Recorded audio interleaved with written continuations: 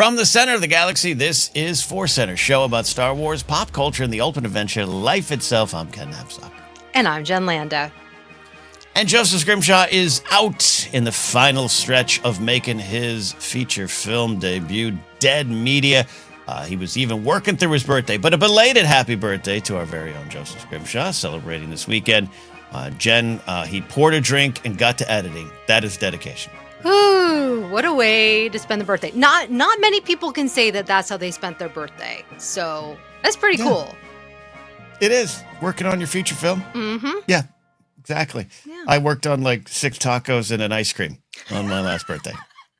I don't even remember my last birthday. Yeah. I try to forget that stuff. Yeah. We don't want to count numbers. I got big numbers coming up. Oh. We are here to talk some Star Wars news as we do. We've got a lot to get to, but we're going to kind of do a headline roundup, something a little different for this episode here today. That's coming up. But before we get into the nitty gritty, we want to remind you that today's podcast is brought to you by our own merch shop, Fourth Wall. That's right, our own mirth wall, our own merch wall. On Fourth Wall, Mirth and Merriment Wall. Check out our merch store. Pick up a t-shirt or a pint glass or a coaster to help support the show and represent ForceCenter out in the galaxy or in your own den. We have added some new items, more on the way. In the Discord, some people are suggesting some things, and we'll get to those. I'll add those. I'll make your dreams come true. Head over to ForceCenter-shop.fourthwall.com. Too many syllables for a Monday morning every time. That's what I run into with this. ForceCenter-shop.fourthwall.com. I did it, Jen. I did it. You did it. You did it. It's a tongue twister. It's a good way to start the Monday. Unique New York. Unique New York. Unique New York. Unique New York. There you go. But that's our ad read. We've got some asks, too. That's right. So we would like to continue growing on YouTube. YouTube is the last frontier, Wild West, whatever you want to call it. It's a growth industry. It's a growth. Yes, exactly. And we would like more of you to join us on this adventure of ForceCenter. Right now we are at 10,186. Who knows if that changes by the time this airs. We would like to get to 10,500 subscribers on YouTube. How can we do that? Share us with your friends, like, subscribe, hit the notification bell. What else? What else? Buy our Interact. Interact. Engage. Yeah, comment. Engage. Yes. Great comments. If you have feedback, share it in a positive way. We appreciate that. Yes. Yes, please. And please do. Yeah, where else? Blue Sky. We're also on Blue Sky. TikTok now, thanks to you. It's been fun. At one point, I was adamantly against TikTok just as a thing. Then I was like, well, I got to accept it. Maybe I'll dabble. But I've been having a lot of fun, Jen, really posting every day on my ASMR channel, my own channel, and here on ForceCenter, and seeing what works, what people react to. Man, people still love talking about what rock stars would be good Jedi. That is the one that's living on. Wow. It's still going. That's a great question. Yeah, we got some questions later today. So, subscribe, like Jen said. Get on TikTok. ForceCenter shows where you can follow us there. So let's dive into the news in a bit. But first, we like to catch up. This is Ken and Jen in the morning. This is what we always do. We turn this into a nice morning talk show. That's right. What it's you and I. Star Wars Adventures, Jen, I've got to guess you're like me. It's just such a busy summer that I didn't spend a lot of time ruminating on Star Wars this weekend. I did have a little bit. I'm in my Skeleton Crew rewatch, but I want to hear from you first. Well, I thought of you because I was at the park, because that's where you have to take your children to have them entertained. And I was bemoaning being there. And then I saw some squirrels. These squirrels, they're smart, right? Because they see people and they know at the park they're going to get food. So they kept staring at us, which I just loved. I was like, oh, I feel flattered. Those little faces. Their little faces, right? Yeah. And they get on their hind legs. So I'm like, all right, this is good. But we didn't have any snacks. It just so happened that somebody else had peanuts, like, raw peanuts in the shell. Oh, yeah. That's the trick. Oh my gosh. So they gave it to us to give to the squirrels. And my 5-year-old or 6-year-old now, she went to go feed it. And she just was holding it. And they saw it. And I got a little worried. I'm like, are they going to fly towards her? Snatch it from her hand? So she threw it. and it grabbed it and it was enjoying it. And then the other squirrel saw it. And now I don't know if this happens with your squirrels where they fight a lot over food. Mm. I've never Mm-hmm. seen anything like it. They just went at it. One fell from the tree and I got Oh, scared. I haven't had that.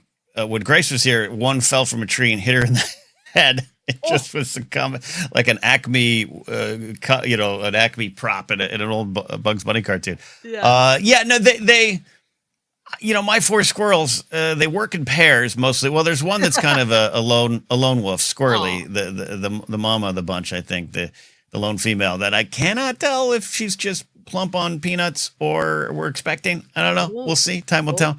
But the three boys in the bunch, Worthington, Mump, and Kylo, often fight.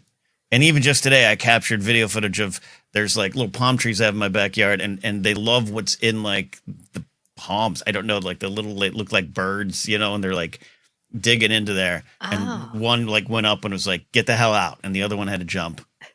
And I was videoing the whole thing because that's what I do every day, Jed. So you're right to think of me and squirrels in the park. I know. I took so many videos. I forgot to post them. I'm like, I'm coming for Ken's squirrel content. I mean, we should just all start. I mean, Joseph loves squirrels. He's loved squirrels for a lot. We should just ForceCenter, Squirrel Center. I have Squirrel Center over on the Blather, and we should just make it a thing. We'll all capture, and that's how we'll become millionaires. Who cares diving deep into Star Wars, this thing that's affected our lives forever? We should be sharing squirrel content. There's something about nature as I'm getting older. I'm watching birds. I'm feeding squirrels. Like, I don't know what this is, but I like it. I mean, I was laughing this morning too, because I'm like, oh, this is that thing, right? This is the pathway to bird watching, which now I'm kind of doing that because I put down raw sunflower seeds that are deshelled, and there's like 3 little birds, little tweets I call them, that come by. And then I got one very, very entitled blue jay that hangs out in the yard and loves the peanuts and will sit there and squawk kind of at my house until I come out and refill the peanut table. Because I also have that little mini picnic table now. Have you shown photos of that yet? I don't think I've unveiled it yet. I do have a little tiny picnic table, and the squirrels, it took a while. I have video footage of the poor squirrels jumping up on the table and freaking the F out and jumping off thinking it was like a creature. But now the problem is, Jen, I got these 4 cats that have kind of alley cats, feral cats that live in my neighborhood. There's a lady that kind of feeds them across the big street I live off of, and I appreciate that, but also she's keeping them around then, but by not taking them in and taking them into a shelter or something like that. And now there's like 2 adolescent cats, not kittens, but clearly they're recent additions to the world, and they love my yard. So now every day I have to wake up early to keep them away from the birds and to let the squirrels come down and have breakfast. This doesn't even account for the skunk and the 2 raccoons that love my backyard now because there's a water bowl and peanuts for them. I have created this problem, Jen, but I'm like, this is going to be my 50s, right? This is my 50s. It's my own zoo. A sanctuary in your backyard, an animal sanctuary. Yep. I should charge admission. That's how I make money. Yeah, you just can't pet them. Even though I saw the little boy who gave us the peanuts, he pet the squirrel, and I was like, look, everyone's concerned for my safety because, squirrels are carriers. Yes. And it's true. But I have seen so many people online petting squirrels that I reached out recently, and I did touch the back of Squirrely. And she didn't move. Okay. She was just like, okay, wash my hands immediately. I didn't go eat, I didn't put food in my mouth with a finger. But I'm concerned. I'm cautious. Cautious because you don't know. They'll turn around. They'll just chomp on you. Like, hey, you're the peanut guy, but get out of our life. Right. I'm sure that they have certain places that they like to be pet. So like cats, you don't pet the cat in certain areas. Otherwise they bite you. That's true. I've learned that. Yeah. Don't we all? Yeah. There we go. So that's my update. That's your update. Anything else in the park? No, I was like, all right, I've served my time with this park. But then I remembered, like, they get to an age where they don't want the park anymore. They just want to play Roblox with their friends, And so I'm like, all right, I'm going to savor this time. I do love seeing the other side of this, with my friends like you and my friend Billy Patterson with kids. seeing the other side of parenting that as a kid you didn't see, where like here you are like, dear God, we got to go to the park again. I'm almost done with this. Where like, terrible. who knows? Who knows what my mom and dad would tell me. They're like, "You're gonna go play Little League. We don't like watching baseball. You're on your own." And I'd have to walk to the game by myself. So there you go. I guess I did experience it. I take it all back. I did have a little bit of Star Wars this week. I want to highlight that I am rewatching Skeleton Crew, and it's a gym rewatch. I mean, it's up in the corner. I've got a speaker, a Bluetooth speaker, blasted out while I'm working out, and I'm having a lot of fun rewatching it. It's a favorite of all of ours here at ForceCenter. We love Skeleton Crew, and I just was watching. This is the episode, episode 5, where they're at Skull Ridge Mountain, and Jod gets a lightsaber, and I don't mean this as a hot take, but Jen, I think for what the show does, and what the show reaches for and accomplishes, I think the performances are in the same category of Andor to me, just in a different bucket. Yep. Where Andor is on another level and it's this Emmy level. I think Skeleton Crew is too. For what it sets out to do, it's some of the best performances in Star Wars, not just from leads, but from guest stars and day players and people in the background. I'm just completely pulled in by the series again, and I absolutely celebrate it and love that it exists. The kids are so good. The challenge with kid actors is that you can sometimes it's really, you're not always going to get a great performance, right, from a kid actor. Sometimes they might be too self-aware or whatever it is, or playing things too hard. Everyone in that cast delivers, whether it's like jokes with Neil or heart, the emotions, like just everyone's top notch. And then, like you said, the guest stars, of course, Jude Law. The best. Yeah. The best. Just the best. Yeah. So whether or not we get a season 2 or not, I don't know. And I quite frankly don't care. I really love this series and got pulled in again, where I was just like, you start a rewatch, you're like, yeah, I'm going to have it on the background. But there's been times where I've stopped working out and I'm just sitting on the edge of my workout bench, just like watching. And I really love it. So celebrating Skeleton Crew, as we always do here. All right. Well, let's dive into some Star Wars news. We've kept the anticipation high here for this one. This is interesting stuff. It's a very small story in the grand scheme of things, none of it necessarily surprising, but I think it's interesting to discuss it now as we are approaching a new era in Star Wars with new films and getting back to theaters, the future of streaming always in doubt. Simon Kinberg shed some small light on his upcoming trilogy and its Andor inspirations. I don't want that to be too much of clickbait because it's not a lot, but it's a good thought starter. While promoting Invasion on Nerdtropolis, Simon Kinberg spoke about his excitement for being back in the Star Wars galaxy as he preps his trilogy. He said, "It's not even a dream come true. I couldn't have dreamed it. I just to be told there'd be more movies would have been unbelievable. To be allowed on the set of any of them was already a dream. My enthusiasm only grows with working on and around it." He also spoke about being inspired and awestruck by Andor, saying there's a ton of wildly talented folks that want to do great work. I was super inspired and just sort of awestruck by what Tony Gilroy did with Andor. I thought that was about as good of science fiction storytelling as you can do in any franchise. So, Jen, diving into all of this here, and I'll set the table a little bit for Kinberg. For those that did not catch our coverage on his trilogy when that news kind of broke or became official, which now I guess we could definitely call it official. There's not that big StarWars.com announcement type of thing. It's just, here it is. It's true. He's speaking about it. Involved with Star Wars before, very instrumental in Star Wars Rebels, very instrumental in the early days of getting Episode 7 up on its ground. And I always tell the story of being at a party during that era and someone pointing at him at the party and telling me that's the guy that's going to kind of lead Star Wars into the future. It didn't happen. He went in another direction. So he's kind of back and he's kind of doing it there. But how do we feel about being in a post-Andor Star Wars world, Jen? And what will that show's influence be on all future Star Wars projects, streaming, movies, or otherwise? I think it opens a door for possibilities more than anything for the people, the creatives that are involved, the creators, the writers. I think that seeing Andor succeed, I think that a lot of people feel boxed in by IP. They feel Mm-hmm. like it's, too confining, or you're going to have to be dealing with too many people to try a committee to try and make your movie.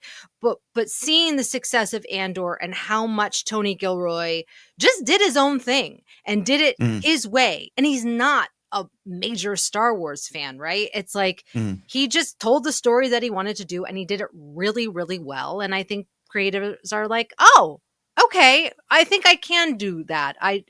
Star Wars can be more quote unquote adult if the story is, works with that.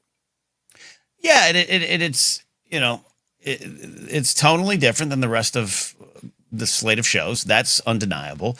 We celebrate so many shows here, and we the most wonky of them all, the weirdest of them all is Book of Boba Fett, and I love that show. It's one of my favorite things in Star Wars. So this isn't about all the different kind of shows and pitting them against each other, but Andor's totally different. I think Andor's performances and the look and feel definitely connect to Rogue One, but connect to the movies, including Episode 7, which have, to me, a different feeling than the streaming shows. And I think if you're looking at playing in the Star Wars galaxy, there's something about the tone of Andor that is intriguing to creators. And I like your point, too, Jen, of it's true. You can be intimidated by the IP. You can be intimidated by the studio process here and feeling like you're boxed in, like you said. And I don't know if we're going to get a show like Andor again in terms of budget and some of the bigger business decisions around it. I think you as a creator can come in and dive into something, get into the weeds on a issue and deal with it in a historic, with historical context, with political context, with some of our own history, put it into the world, have fun with it. Like it's always been done, but not feel like you have to connect every dot. Not that you have to, but I can see why a creator watches Ahsoka and just goes, I can't do that. I don't know it that much. I don't know it that well. Mm-hmm. And I think it's part of the influence going forward. Yeah. And I think it's a 1-2 punch of Skeleton Crew and Andor, because Skeleton Crew did the same thing. It really was like a standalone kind of story. And yes, it had connected threads and things like that. But, my kids didn't know much about Star Wars. They don't know much about Star Wars. And they were able to dive in and just enjoy the story. And I think that that's kind of what Star Wars needs to do. In addition to having the more diehard type shows like Ahsoka, or I don't know, something more where you can really go into the weeds in that sense of the lore. Yeah.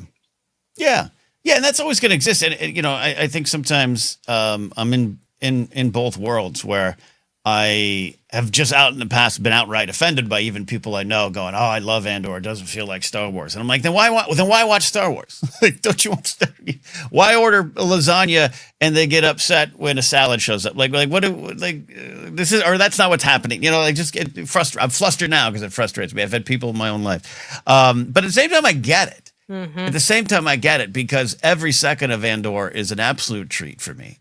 As with Skeleton Crew. That's why I'm enjoying Skeleton Crew again so much. And that it has a different feel than a lot of other things. So that's why I call it this post-Andor world, where it showed up, it had low expectations, it exceeded every one of those expectations, and I think, allows other creators on a high level be like, oh, that opens up the possibilities for me. Can we do a medical drama in Star Wars? Yeah, we can do a medical drama in Star Wars. Can we do pure politics in Star Wars? Yeah, we can do pure politics in Star Wars. All the stuff that's always been there, but now you can really get in and do it. And that includes doing it with Jedi or clone troopers or all the big kind of fantasy stuff that's in Star Wars. I still think you can use those tools, just have permission to do it a little differently, maybe. Mm-hmm. Right, exactly.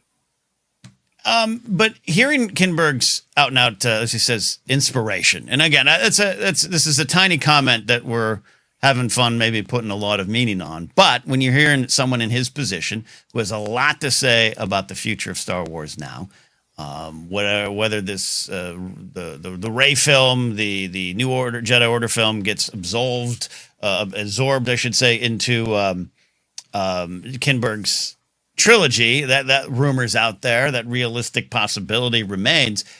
He definitely has the helm for what I think is the future of Star Wars. I mean, Jen, the Kinberg trilogy is going to hit 15 years after Force Awakens if we get to it at all, right? Wow.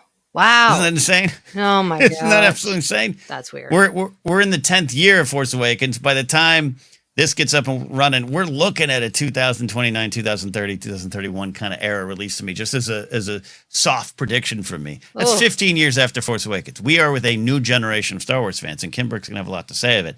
But hearing his inspiration that he's taken from the Andor series, does that change any way what you might expect his trilogy to feel like? And what do you expect a new Star Wars movie to feel like now?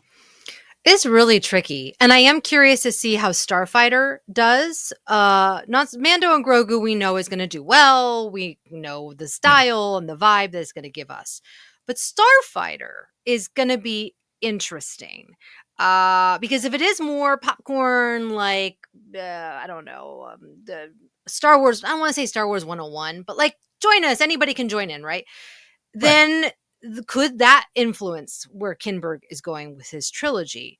Or Mm-hmm. is he going to be inspired to take more risks? Which is what I Mm-hmm. think a lot of people could take from Tony Gilroy. The thing about Tony Yeah. Gilroy, like I said, is he was not a fan. He didn't have Mm-hmm. any emotion or nostalgia or history tied to Star Wars. Like, it's not like he grew up as a kid watching it and whatever. I think that's always one of the challenges for any creator is like someone like Kinberg or J.J. Abrams or Favreau or whoever it is that they do have probably all these ideas that they've been thinking about since they were a kid, all these like Mm. Yeah. fantasies, right? And trying Mm-hmm. to like hone that, rein it in, make a great story, which by the way, I think all of them have done very successfully. But sometimes we have to, as we say in editing, kill the puppies, right? And it's like Mm-hmm. for Mm-hmm. him, maybe it will take him to take a step back and be like, okay, I know this is really would be really fun for me as a Star Wars fan, but is that going to serve the larger story? Do I need to Mm. push it further? So maybe it will challenge him in a way. Mm. Do you, yeah, do you feel, what do you even feel the look of these films or Starfighter is going to be? Because I think you're right to point out the Mandalorian Grogu, though it's going to look bigger and bolder and more vibrant on the big screen. And we've got a full size AT-AT being built or was built for the movie, and but it's still it's a known quantity at this point. You're right. Is Starfighter gonna feel like real steel, or what are the other Sean Levy movies? Did he do one of the cheaper by the dozens? I don't know. Is it gonna look like that? Is it gonna have that look? Oh no, Night at the Museum. Night of Museum, that kind of stuff. Which, by the way, all good. Like, there's a reason he's successful Yeah. in working in this industry with those kind of big budget projects. I wonder a lot about the feel, and that's why I get excited about even some of the inspiration of Andor and taking it to the big screen.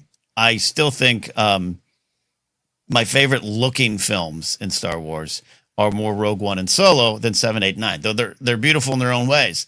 8 has so many just hanging on a wall museum shots. I actually think Force Awakens, once it kind of settles into itself, has the look and feel I thought a modern Star Wars film should have, right? Where it's a lived in world, that George world, that Empire world. I mean, Empire Strikes Back probably sets the tone for all of Star Wars by the time you get to that film. But you know what I mean? I'm talking about the actual cinematography, the look, the production design.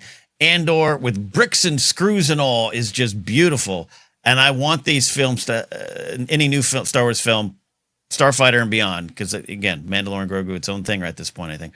I want it to have the feel of Andor, whether or not it's fun and space adventure and we have Wookiees and Porgs. I don't want that. I actually want that stuff in the film. But you know what I mean, Jim? Where I want just how Andor looked is still one of my favorite things of the show. Just how it felt. And I think, and I hate to say it, but that comes from the locations. It comes from them going to real places, finding the brutalist architecture in wherever it was, Spain or whatever, for some of these buildings, going and shooting on a mountaintop. Like, that's really, to me, when Star Wars feels like Star Wars. I loved The Force Awakens, but I love the look of The Last Jedi a little bit more. And I don't know why. Maybe it was where they shot it. What was it? Skellig? Island or Mm-hmm. whatever. Oh yeah, they went back to there. Yeah. There's But, just something that like we as the viewer we see that's like real, right? Like that's tangible. That's like my brain recognizes that, even though there's porgs and caretakers and whatever going on, like that's a real place. And it takes me off into this world where it's like, I could go there. And people do go there. People do travel to these places. So I think for yeah. Kinberg's trilogy, he really, if they can, they got to go find these grand locations. And, you know, you do visual effects to make it look more Star Wars-y. But I think that was one of the successes of Andor, as well as like all the other grounded things and you know, performances and whatnot. Yeah, I think I have to be honest and acknowledge that, you know, some of the streaming shows prior to Andor and even around Andor just, you know, worked with what they had. They did go on locations in some spots, but you know, as they learned of more what to do with the volume, and those kind of conversations are almost exhausting now. But I get, you know, they were growing with it, but it felt small. It felt my at times, but it was my biggest fear going into Star Wars TV. If we had done a podcast in 2008, Jen, I'd be like, absolutely do not want Star Wars on TV. Clone Wars is its own thing. Do not want Star Wars on TV, because this is prior to, you know, before Game of Thrones, right? Yeah, 2011 for that. So you just didn't have the idea of what TV could be in terms of taking it from the big screen to small screen. There's examples maybe along the way, but they're not as epic and big and sweeping. I couldn't imagine Lord of the Rings being on TV. Now Rings of Power, which I love, has its own kind of look and feel. But prior to Game of Thrones, you just didn't have that in your brain. At least I didn't. Speaking for myself here. But so some of the Star Wars streaming shows did fall short of my expectations from that era to even now, where I know they had some budget constraints. I know they were excited about this technology. I know it's part of Lucasfilm's history to try pushing new grounds. George clearly did it. We saw what we, love or hate the prequels. He broke boundaries and barriers with the prequels. But I do need what you're talking about is that big and epic feel, which seems almost cliche to talk about. But I hope that's what what we get going forward. Though I know they're aware they're making movies. But even Jon Favreau and Dave Filoni have said, yeah, we know how the volume can work and not work, and we're going to use it properly. But anyways, I'm rambling here, but I'm excited. I'm excited that show will have an impact on Star Wars creators going forward. It has to. It was so good. It has to, and it will. Yeah, and as I'm thinking about it, and as you're talking about it, I'm thinking of like the look of the prequels, which could be another direction that they go to, where they do blend miniatures and they go shoot in Lake Como. But then there was a ton of green screen, right? Like that's so much, and yet it looks so real and so good. So if they could do that for this trilogy, that'd be great. In some spots, yeah, right. In some spots, I look at Phantom Menace as the more of a perfect blend of practical and and this and that. But I'm with you. Yeah, I'm with you on that. And again, it's all about cost and budget, and it's not unlimited. That even in the great last the director and the Jedi doc, there's Ron Bergman talking about we have a big budget, but it's we do hit a wall with it. Ryan can't spend all the money he wants making these films. We do have to make cuts. Do we want 3 thalassirens, or do we go back to the island for the actual tree, or do we rebuild the tree? And obviously that's the magic of music, movie making and music making.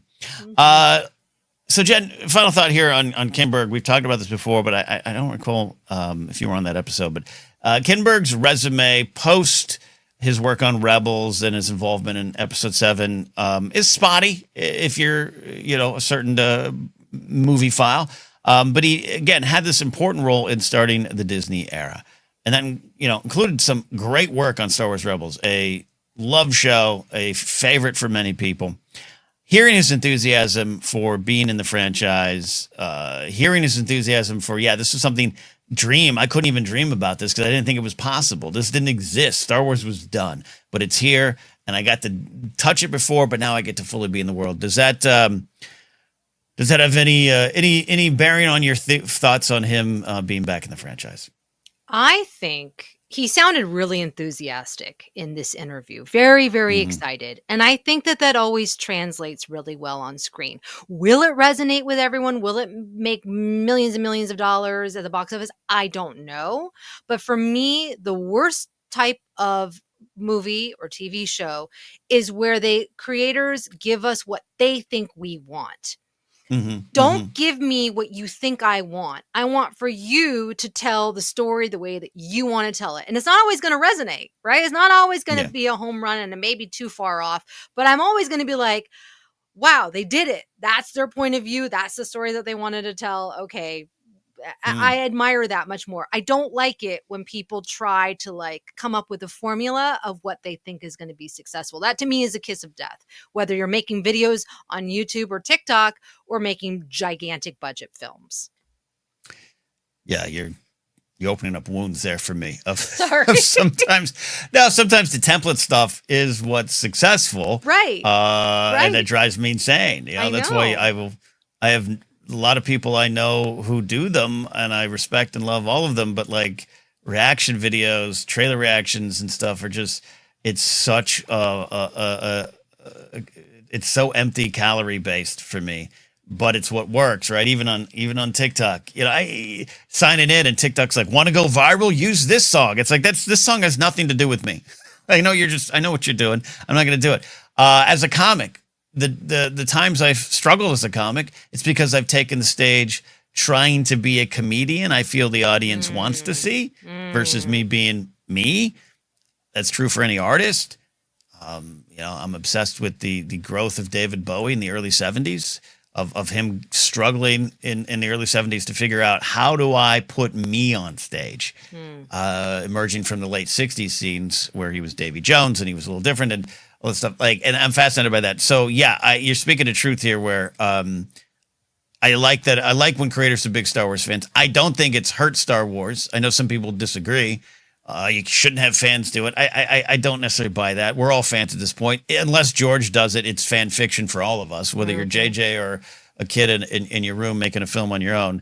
We're all just playing in George's world. But it sounds like he's got, as he's already shown, but he's got the respect, enthusiasm, and knowledge of Star Wars. But I think he's inspired to take it, perhaps, hopefully, some new, exciting eras for this next generation. Be good. We hope. Yeah, I'm optimistic. I am at this point too. I'm excited. You know, aside from all this, I'm excited for Star Wars to get back into theaters. I'm excited for more casting news. I am excited to see what they've come up with. And I do think some of the barbs and arrows slung at Lucasfilm over the years are unfortunately earned. Not always true. I don't always agree with them, but I understand sometimes when people throw the barbs at them. You know, 6 years without a film, news stories that they just don't know how to put it together, and creators walking off and all that kind of stuff. Like some of it's unfair, some of it's just wrong. Hearing Ron Howard talk a little bit more about Solo this week. We're not even really going to cover it today, but him kind of saying, yeah, when I showed up, you know, it was Lord Miller were trying for something different, and Lucasfilm wanted something different. That is the nice NDA way of saying it. He said some nice words about Lord Miller that kind of made me roll my eyes a little bit, but Ronnie's playing nice. But the barbs have been earned over the years. But I'm excited to see, all right, they've really cooked this up again. It's a new era. I'm really excited for the new era, Jen. I am too. And to be fair, I do want to say I love when they do fun things for us fans, whether it's Easter eggs or little lines that they know we're going to be delighted by. I think that's good. I think it's good, but I don't like the formula. I don't think that it works long term. It might make you viral. It might work for the first film, right? But then people are going to get tired of it and they're going to be like, "Oh, you're just rehashing what came before." So there you go. Yeah. Oh, the old rehashes. Well, we're excited. We have, like I said, no official word on Kinberg's films, the trilogy, the release dates. We're just kind of guesstimating. We still don't know the fate of the Rey film. I'm pretty confident it will happen. But again, strong rumors that, hey, maybe it gets absorbed into this trilogy, which kind of makes some sense. Blah, blah, blah. We're going to get new Star Wars films. We'll let you know when it's official. All right. Star Wars headline roundup, Jen. These are a couple headlines out there that we're not going to do a total deep dive, but I know in the past we used to go a little deeper into every Star Wars story. We don't have the time right now to do that. I think a lot of people out there don't have the time to get a deep dive on every single Star Wars headline, but we want to address some things that are celebrated in the Star Wars galaxy, Jen. So the first one is the new trailer came out for Lego Rebuild the Galaxy Pieces of the Past. What did you think of the trailer? What do you think about these Lego Star Wars adventures, and where do you go with all that? This was really fun. I'm going to be tuning into this one. I tried to watch the first one, or whatever it was. Was it a show? I can't remember. I thought it was really cute, but I cackled when Lando says, "The baby's name is Grogu, baby." He sounded like a drunk, like ring-a-ding-ding, like Dean Martin. Oh, that cracked me up. It is a what, mid-80s Billy D. Williams now, almost doing Billy D. Williams as a character. Yes, that's what was making me. He's 88 years old right now, Billy D. Still going strong, and I love that part. Yeah, these are fun to watch. We don't take the deep dives into them like we used to. I don't think we will, but. Fun cast, Gaten Matarazzo, Tony Revolori, Bobby Moynihan. I love having him in Star Wars. Bobby's great. But also, Jed, got Dan Stevens joining as Solitus, who's kind of the big enemy now. But you've got, people in Star Wars picking up the mantle again. We know we have Ahmed Best. Mark Hamill returning as this kind of version of Luke Skywalker. It was a unscrupulous pod racer, as he's described. Ashley Eckstein getting to be Ahsoka Tano. We got James Arnold Taylor.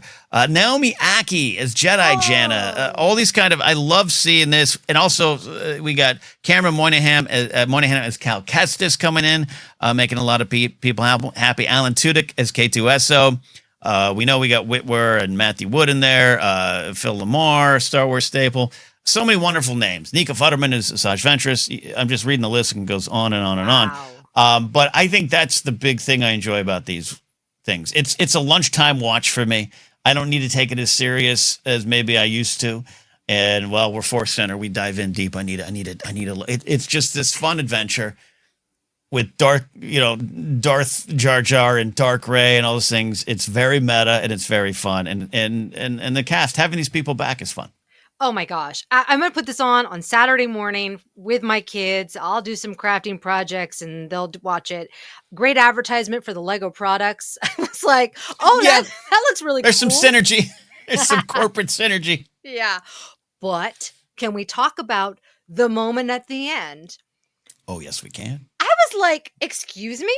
Have y'all been listening to ForceCenter? Because I've been pitching this hard that Jackson will return. And he sounded exactly like how I said he was going to sound. Remember, I was like, he kind of needs to sound like smart alecky, like Ryan Reynolds. Mm-hmm. Yeah. We got Ben Schwartz. Wait. Ben Schwartz is doing it? Ben Schwartz is Jackson. Yeah. Yeah. Oh, gosh. I need to get paid. This is ridiculous. Yes, we all need to get paid. Where's my residual?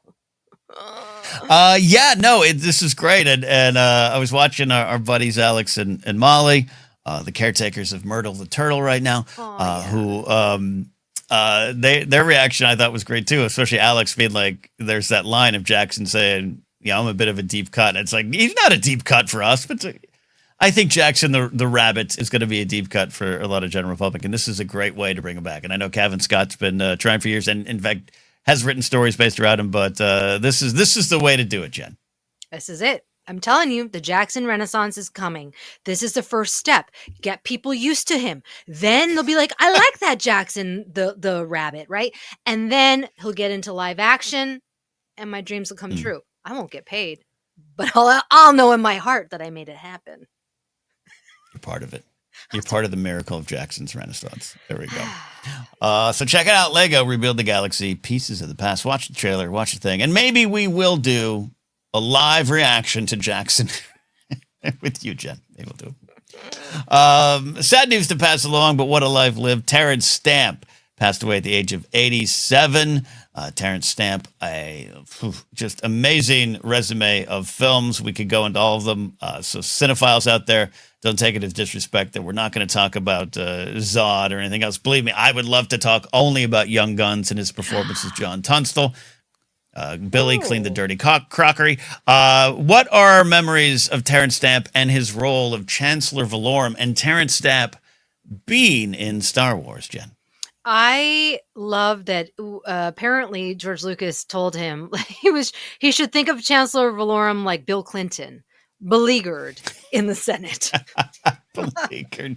It's such a great performance, right? Just that shot of him when Amidala says, vote of no confidence, and he just he looks genuinely hurt.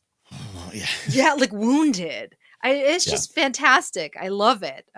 Very, very memorable.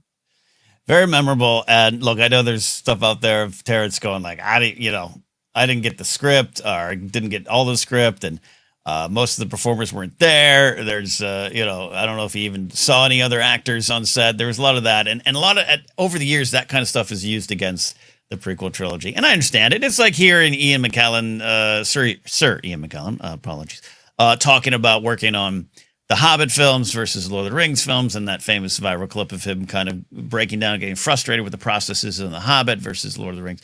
I understand all that, but I think over the years it's just part of the lore, and I love that Terrence Stamp, again, me, John Tunstall from Young Guns, being in Star Wars. And Jen, now I think we know sometimes too much when someone signs on. Once word gets out, you could find, hey, this person's in Star Wars and they're going to play this. That's just kind of the world we're living in now. But back in 1998 into 1999 and the release of Phantom Menace, Terrence Stamp as the Chancellor in Star Wars, we had no idea what that was. We had no idea that it was just going to be a little tiny role. So I made sure on the night the figures came out, Jen, when I was in line at Toys R Us in Porter Ranch, California, that I was going to come away with the Chancellor Valorum figure, because I was so excited to have Terrence Stamp in Star Wars. And I did get the figure, and I'm still excited he's there. Do you still have the figure? I do. It's out of the package. Oh, that's okay. Out of the package. That's okay. It's okay. I used to use them on set for Jedi Alliance with Maude Garrett, and I'd bring them out every once in a while, so I have them all wrapped up. But yes, love having Terrence Stamp in there. So he is that phrase that is used so often in the digital media world and the movie fight world of gravitas. Terrence Stamp had it as Chancellor Valorum. Mm-hmm. Final headline roundup of the day, Jen. This was just an adorable little story involving Order 66. Hayden Christensen, you know him. He was Anakin Skywalker. And he probably will be again, the way it's going. And Ahsoka Season 2, he'll definitely be in there. Hayden Christensen was at a Chicago Cubs game, and he threw out the first pitch. He then led the crowd along with his daughter in singing Take Me Out to the Ball Game, a tradition there at Wrigley Field. And the song was interrupted. The performance was interrupted by a flyover that apparently was unintentional by a military jet. And he did this, Jen, all in a number 66 uniform. What do you think of all of this? I had to find the video clips. I was like, let me dive into this. So first of all, I laughed out loud when I saw the 66 on the jersey. I was like, genius. Yeah. I don't know about anything about baseball in terms of how his form was. Looked good to me. Looked pretty good, right? And just seeing him out there being like, he's always, I don't want to say like a recluse, right? But he looked like a movie star out there. And I was like, good for you. He's like owning it. And I really like that for him. Like he's really getting his flowers this time around. And that makes me happy. And it was just a great dad moment with his daughter, his 10-year-old daughter there. He had a friendship bracelet on that I'm sure she made him. She had a stack of friendship bracelets. So she's a total Swiftie. And they sang Take Me Out to the Ball Game. And he was on key because he's a musician. I forgot that. Yeah. Let's get that Hayden album. Let's get that guest appearance on Taylor's forthcoming Life of a Showgirl album, right? Let's do it. I agree with you. The thing, there's two things that I took away from this. One, that I need to sometimes maybe have a little more fun with Star Wars, where over the years, because of the podcast wars we've been in, I'll see something like someone wearing an Order 66 jersey, and I'll be like, you can't do that. That's a horrible thing. You can't support Palpatine. And there's some truth to that. I'm not going to, dress myself in Vader garb and not understand the what I'm representing. But at the same time, it's fun. It's Hayden Christensen. It's Anakin Skywalker turned Darth Vader. It's a Chicago Cubs number 66 jersey. I mean, who hasn't ordered some fast food and got your receipt that said order 66 and taken a picture and posted it? We've all done that. So it was a good reminder for me to have fun. But I love what you're saying too, Jen. I think the key to the story is we're getting to continue to see Hayden, as you said, get his flowers, but also just enjoy being part of this franchise, which I think for many of his performers, and maybe some still haven't gotten back to this part yet, not their fault, but, love to see Natalie Portman get to enjoy it a little bit more. But he gets to enjoy what he did as opposed to the years in which he might have felt like, I don't want to step out. I'm going to sit up in Canada on my llama farm, which is a great thing. He's a well-rounded human. I'm going to go get, he occasionally would go get a wheatgrass shake over at Creation in Toluca Lake. Oh, really? if you want to stock him, he's there a lot. But now he gets to take that tour, a little bit of a victory tour for what he did in Star Wars. And I love that. It's not just Hayden Renaissance, but it's been that prequel Renaissance for the last 5-10 years. I love it because he really is becoming like Mark Hamill, where, because Hayden has come back and he's knocked it out of the park with his performance, he owns Anakin Skywalker. Like, I don't know. It feels like vindication for him and for all the fans that have loved him over the years and supported him. And I just think it's great. And he's so sweet with his daughter. He was like holding on to her, because it's like, okay, let me ask you, baseball connection. He's from Canada. What is his connection to the Cubs? I don't know that at all, other than maybe he's a Cubs fan or they just worked it out. I got to be honest, I didn't even look at the context around it. And throwing out first pitches, a lot of people do it, and it's promotion. I see. It's all that. But yeah, it was fun. And then the Cubs have the tradition that Harry Carey helped make, former late announcer, of singing "Take Me Out to the Ball Game" in the 7th inning stretch. So that's a wonderful thing to experience. And I'm glad he brought his daughter for that. But yeah, I don't know the actual connection. I see. Okay, so it's kind of a celeb thing. Got it. Because I was like, wait, does he live in Chicago? I didn't think he lived in Chicago. No. Maybe swings through. As he heads back up to his llama farm. I don't know. Grabs a pizza. There you go. Deep dish indeed. All right. That's our Star Wars headline roundup. Now we have a little Star Wars mini questions. Thank you for those who have been reacting, sharing, and just enjoying these on Instagram, YouTube Shorts, and TikTok. Having a lot of fun clipping them out. But Jen, big questions today. We got 2. What Muppet should be in Star Wars?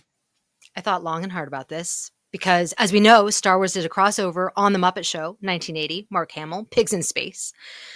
I think so many of them could cross over into Star Wars, but my pick would be Rizzo the Rat.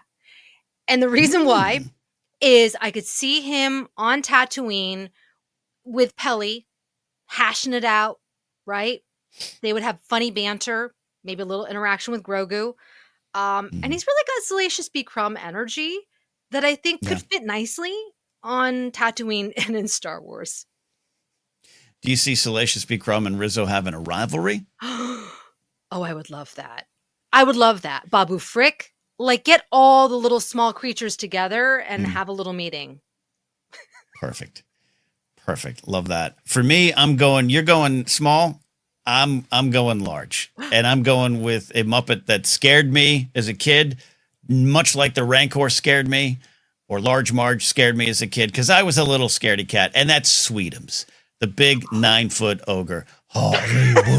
Hollywood. But here's the thing. Sweetums is, in fact, sweet. He just wants to be part of the team. He can't help that he's a 9-foot ogre. So I think I want him in Star Wars, and I want him to be kind of like a bounty hunter, but he is trying to track you down to give you good information, to have to have you be on the good side of the fight, or hey, someone's looking for you. He's not there to take you in. He's not there to take you in hot or cold or warm or cold. he doesn't care about the bounty pucks. He just wants to be a friend. But when you see him running up, like, hey, hey, and he's like, boom, boom, boom, boom, you're naturally going to be scared. So this is a true Star Wars story, getting to the themes and the poignancy and the warmth inside his heart. Don't fall for what you see on the surface of Sweetums. He's got more to him. I want Sweetums in Star Wars. I like that. I could see him being like a mail carrier delivering messages to people. Hey, got a message. But the question is where? What show? What movie? Andor? Like where? Yeah, you know what? I want him in maybe he's in the Mandalorian and Grogu. Yeah. Sweetums is in Mandalorian Grogu. And, Din Djarin's taking bounties for the New Republic now is what we maybe think's happening. So Sweetums is doing that as well. Maybe Sweetums is the one providing the contracts to Din as a contact for the New Republic. Absurd. I love it. I love it. Oh, if only there was a season 2 of the Book of Boba Fett. I could see it there too. Ooh, that'd be perfect. Imagine Sweetums and the mods on colored speeders just going through Tatooine slowly. That'd be great. Yeah. Great. Mos Espa. All right, next question. Jen, Kenny Baker was born this week, August 24th, 1934, celebrating the legacy, the memory of Kenny Baker. But what are our favorite R2 moments? There are so many, but the one that came to mind is R2 on Jabba's sail barge serving drinks. And I love that when 3PO asks him, like, what are you doing? He beeps, like, I'm serving drinks. Like, what do you think I'm doing? He is on a mission. He is in character until the heroic moment of throwing Luke's lightsaber. Jen, we are of the same mind from the original trilogy. There's a lot of great options with R2, and he stretches out so many directions in the Star Wars story. I could look at the Phantom Menace. I love his introduction. I love that he's the astromech that survives. And by the way, it's really sad to watch those other astromechs get blown away there on the on Amidala's ship. But I went to it's twofold, right? It's everything R2 is. He is perhaps the greatest hero in the Star Wars story. So Luke saves the day, but he only saves the day because R2 smuggled in that lightsaber. And he shot it into the air perfectly. What a throw. Talk about first pitches at baseball games. We got to get R2-D2 to do it. But prior to that, here he is undercover. Here he is doing his job right. And also telling 3PO where to stick it, which is part of R2's makeup as well. So I went to that too. As a kid, I think I loved it. It was the comedy of Star Wars, but it was also the heroism of Star Wars. And R2 embodies all of it. So thank you, Kenny Baker, and anyone involved in the creation and the execution of R2-D2 on set as a character in Star Wars. Raise a glass to that. Raise a glass to that. Did you ever, Jen, like on a playground, reenact any of that stuff and pretend that R2 was shooting a lightsaber over to you? How did that go on the playgrounds? Were you allowed to? I know it's a different era. It was a horrible era for girl nerds on the playground. Were you allowed? No, I never did. I'm actually, I don't want to say I'm a terrible catcher, but I do, when my husband's like, here, catch the keys, I duck. I'm like, no. Just hand them to me. So R2 launches the lightsaber. You do this. The lightsaber clunks to the floor. All right. So, Jen, I propose this. I don't know how we'll do this. I don't know if we need to even tie it to a ForceCenter goal, but I do think it's a bit of a tragedy that for many growing up through many eras, but we're focusing right now on the 80s, and you as a nerd in the 80s face so many obstacles to being yourself, to get to enjoy it, right? That's just a sad truth. We don't even need to go into the sadness it is. The fact that you weren't allowed on your playgrounds or at your church, recesses, whatever, Sunday school playtime, that you weren't allowed to act out Star Wars scenes like the rest of us little boys were, quite frankly. I think we should find a way to go to a playground, take it over with a ForceCenter reenact day. You're going to throw a lightsaber at me? We'll divvy up. Like you get to be a character. Joseph can be a character. Maybe we'll get some other friends in the bit. Alex and Molly will show up. They could be Jackson. Molly can wear her Jackson cosplay. Alex can dress as Hut Slayer Leia. And we'll just reenact scenes like we would in on the playground in the 80s. But because you didn't get to really participate because of society, we make up for it, Jen. That's right. I mean, I do it every time I get to an automatic door. I pretend I'm a Jedi. So I'm living out my childhood now as a grown woman. All right. Well, we can make it an official Force Center event. Maybe we'll do that for Star Wars Celebration 2027. We'll find a park nearby with a playground set, and we'll all reenact Star Wars. It'll be good. Star Wars Retreat. Star Wars Retreat. Wow. Yeah. Star Wars Fantasy Camp and Retreat. Yeah. There's a moneymaker. Make it an annual thing. Wow. We'll have pies. I don't know why. There's got to be food, pies. Snacks. Yeah. Star Wars pies. Coca-Cola. Like. Oh, yeah. Oh, that'd be great. Okay. We're working this. We'll brainstorm. We'll make it happen. Okay. That's it for today. Thank you to all of you watching, hanging out with us here. You can find us on social media at Force Center Pod. Facebook page is Force Center Podcast. Don't forget, like I said up top, we are on TikTok now at Force Center Show. The podcast is available in a lot of spots. Just search, you'll find us. Don't forget, on Sundays, we rebroadcast Databank Brawl. Merch available still at tpublic.com/user/Force Center or at Fourth Wall. Link down below if you're watching on YouTube. If you are watching on YouTube, give us a like, leave a comment, all those nice things. That's right. We got to fight the algorithm too. Patreon.com/Force Center is where you can support us directly.